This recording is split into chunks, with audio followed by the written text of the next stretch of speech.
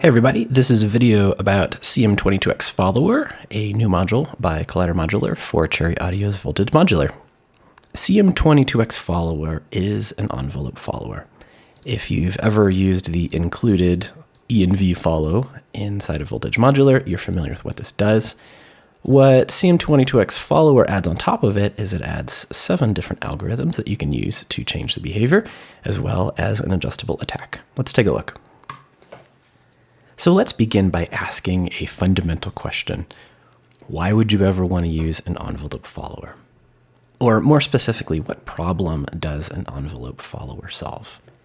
Now, if you already created your own synth voice using an envelope generator and an amplifier, then this follower isn't going to add much of anything to your life. However, if you're using something that is just giving you an audio source, for example, a source drum module like this Digi-Hats module, or maybe you are playing a sample, or maybe you're routing audio from your DAW into Voltage Modular. Any of those sources are only raw audio. And if you want to get an envelope signal of that audio, that's what problem a follower is solving. So let's start by taking a look at the output of this hats module here. You can see I've got a sync generator and a divider, and we're getting a hat on every quarter note. I'm not going to play it because you all probably know what a hi-hat sounds like. But if we look here on the oscilloscope, we can see that this line in the middle represents 0 volts. And coming in, this audio signal is oscillating in the positive and negative domain up and down, and it's giving us this audio signal. Now that makes sense because that's what audio waves are. That's a representation in volts of increasing and decreasing air pressure, which is how sound works. But this is not a very good signal in terms of a control voltage and an envelope. If we take a look here, if we zoom in, you can see that this audio is actually, I'm going to pause it here. This audio is actually really jittery. You can see the signal is going up and down as it describes the timbre of this particular sound. And if we wanted to patch this as a control voltage to something, in some cases, we don't want this crazy jittery signal. We just want something that will smoothly tell us as the audio gets louder and quieter. And that is what an envelope follower is for. So I'm going to route the output of this hats module into our follower here, and I'm going to take the positive follow output. Let's take a look at this. And so you can see that the red is the audio signal and the green is the output of the follower. And instead of getting this crazy, I can zoom in here again, instead of getting this crazy jittery output, I know it's kind of flickering on the screen here.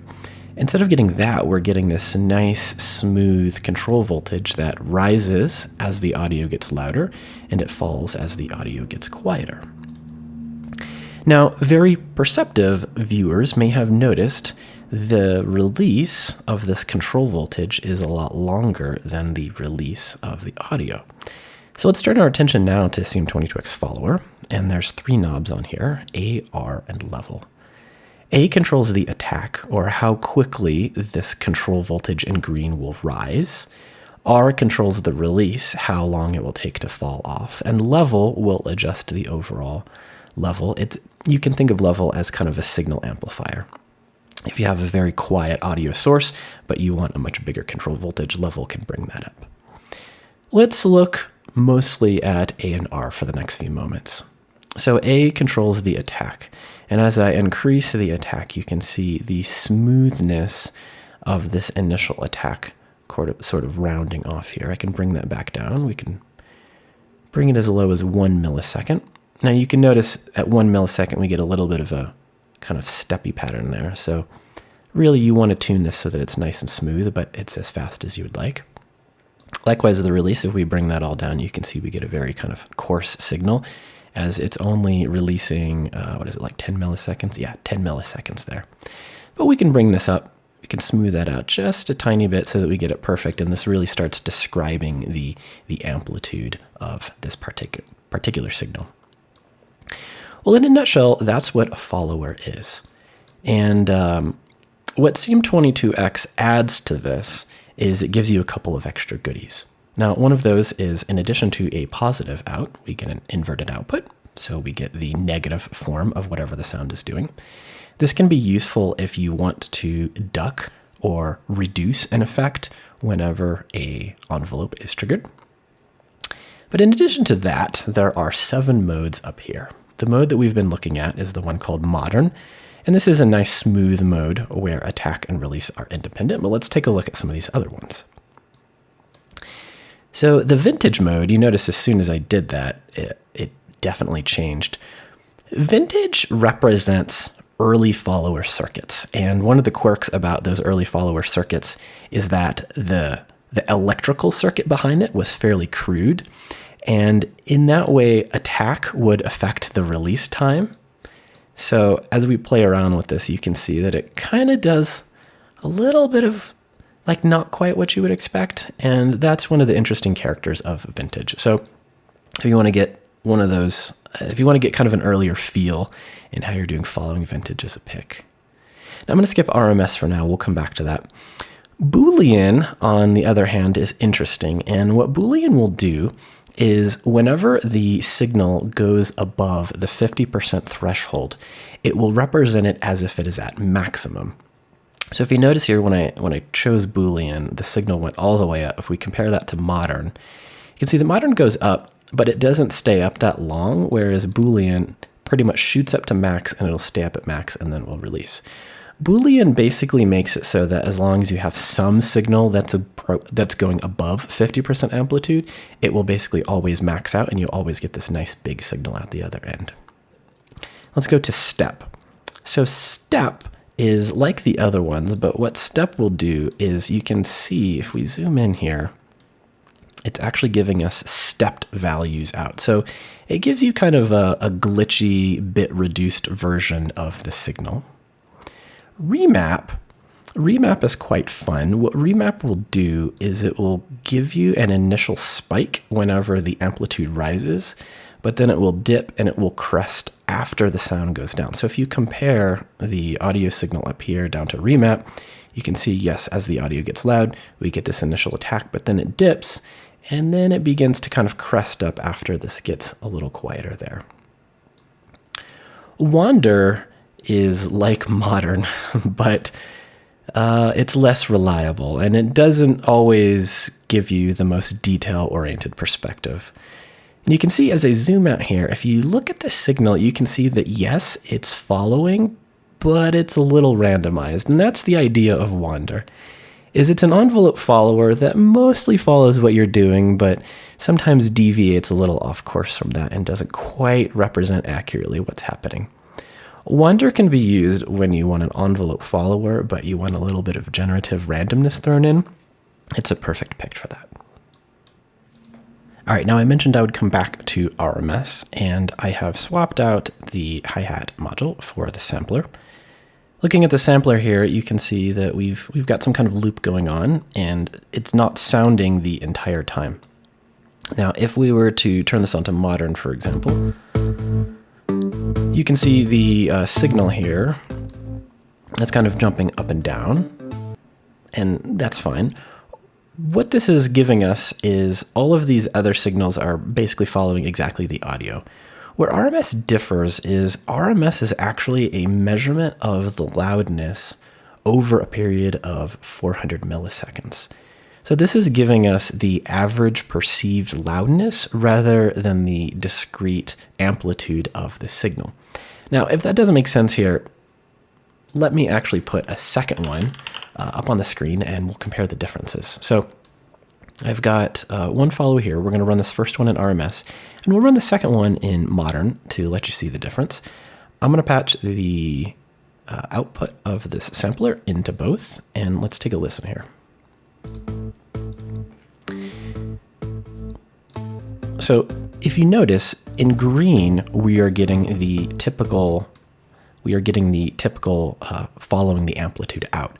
Up here in red, we are actually seeing RMS. And what this is giving us is that perceived loudness. This is a much more longer measurement. It's not looking at just a few milliseconds. It's actually looking at 400 of them.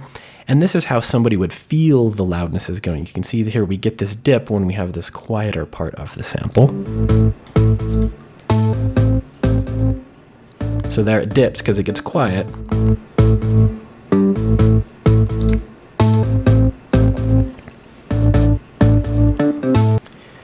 All right, well, all of that was a technical look at CM22x Follower. Let's do a couple of musical examples to give you some ideas about how you might want to use this. So here, loaded up in the sampler, I've got, some sample that I got off of my hard drive. You can see I've got a stereo delay here, but I've got the wet dry mix all the way down. Here's what that sample sounds like. So, you know, kind of plucky chord sequence thing, that's neat. Now, if we wanted to spice that up with some delay, we could blend in some delay, but the thing that's going to happen at this point, if you listen, the delays just sort of overwhelm what's going on. And while we could bring down the wet dry mix, that would sort of pull them in the background. And we'll just take a listen here. You can hear it's really too busy now. So using an envelope follower, you might have been noticing over here on the right, we have that signal. And so what we could do is we could use the envelope follower to say either only give me a delay signal whenever the audio is loud, or the opposite, which is don't give me a delay signal when the audio is loud and give me a delay signal when the audio is quiet. So let's start with the first one of those. I'm going to take the positive follower output and I'll turn up this wet dry mix. Now what this means is that as the audio signal of our audio gets louder, it's going to turn up the wet dry mix. Now, because it's going to turn up the wet dry mix, I'm going to bring this all the way down. In other words, we're not going to get any delay signal unless the audio is loud. Let's take a listen to that.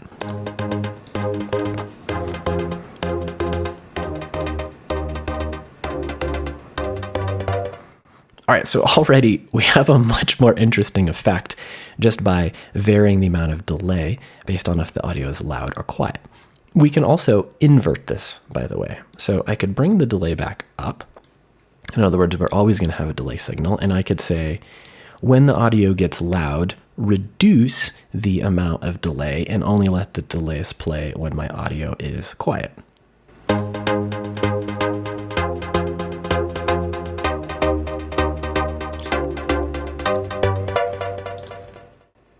Now, there's no right or wrong here, and you may have had a reaction to one of the two of those, but there's an idea here, which is an envelope follower can be made to really clean up and focus the audio, and in the case of when we inverted it, we can almost get something entirely different out. Both of these are great examples of how a follower can take a fairly basic sound and do something pretty interesting to it. I was using a delay here, but there are, of course, a ton of other effects that you could apply: chorus, reverb, distortion, anything of that sort, even filtering. You could do both of those tricks on to get something entirely brand new out. All right, so here's a second musical example of how you might use CM22x Follower. Now, in this case, you can see that I've got two sound sources set up. We've got a kick drum, and we've got Drummer 2, which is an abstract drum synthesizer. And let me just let you listen to what I've got so far. All right, so that's a little annoying. I'm not going to let that play, but we're gonna fix that here in a second. More or less what's happening here, just to run you through this patch, is I've got two sync dividers. This sync divider is set to a quarter note, and that is triggering the bass drum, and this sync divider is set to a 16th note, and that is triggering this default instance of tremor. Now I've got tremor running here into the TB filter just to give it some extra saturation. So that's in there. We could vary that as we wanted. The problem with this is that we have too many overlapping frequencies. Now this tremor here is neat. It's really keeping time and propelling us forward, but it's way too overwhelming and it's drowning out our kick drum here. So this is where the envelope follower can come in. What I'm going to do is I'm going to route the output of the kick drum into the follower. And so you'll see now that we are getting that signal out. What we can then do, and here's what the negative looks like. What we can do is I'm going to take the negative form of this and I'm going to use that to decrease the filter of this tremor 2.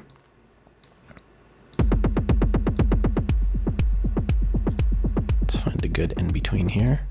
So you can see all the way up. That's kind of way too much, but we can pull that back.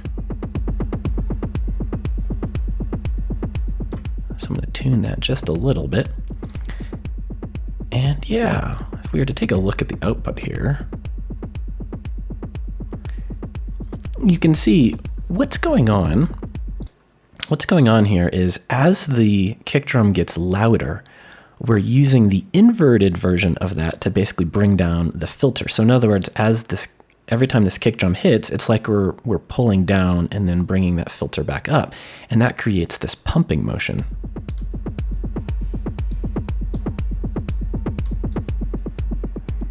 And we can mess around with these other parameters too. But yeah, that's sounding pretty good.